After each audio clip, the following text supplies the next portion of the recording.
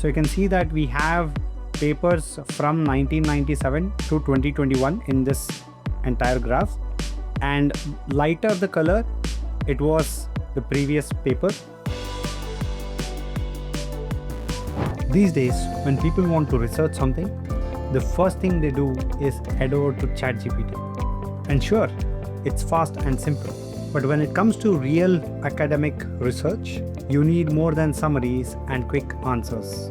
You need connected papers, credible sources, and a way to understand how ideas are connected. Welcome to day 165 of the 1000 Days of No Code Challenge. Today, we are exploring connected papers, an AI tool that lets you find academic research papers and how they are connected to each other like a mind map. It's a super useful tool if you are writing a paper, doing some research, or want to explore a topic deeply, not with random links, but actual research that are connected well.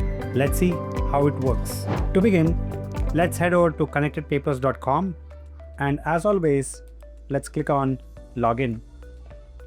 And I would always go with continue with Google and use the account, and the next thing is to click on continue, and we are all set. It asks you to search by keywords, paper title, DOI, or another identifier, right? So let me give attention is all you need as a keyword, right? And we can see here we have attention is all you need, Vaswani in 2017, right? So I'll select this one.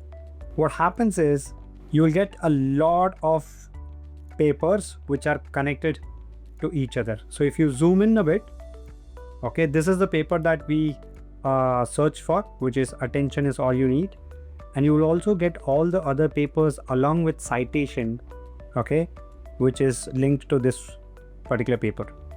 Let's quickly check the details. Click on help, and you can see each node is an academic paper related to the original paper. Papers are arranged according to their similarity. This is not a citation tree, right? Node size is the number of citations. So if the node is bigger, that means it has more citations to it, right? Node color is the publishing year. So you can see that we have papers from 1997 to 2021 in this entire graph, and lighter the color, it was the previous paper, okay? It could be closer to 1997. Darker the color, it is close to 2021 or recent papers, right? Let's go back here, and you can see similar papers have strong connecting lines and clusters together, right?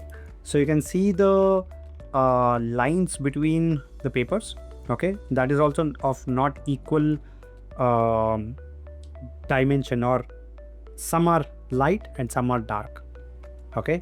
So based on the relationship, this is also structured.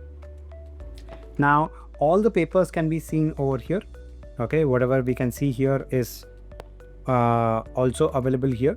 And if you click on anything, right, zoom out a bit, then you can see which one is it. So it was this one basically, right? And you can also see how many citations and some details about that particular paper, right?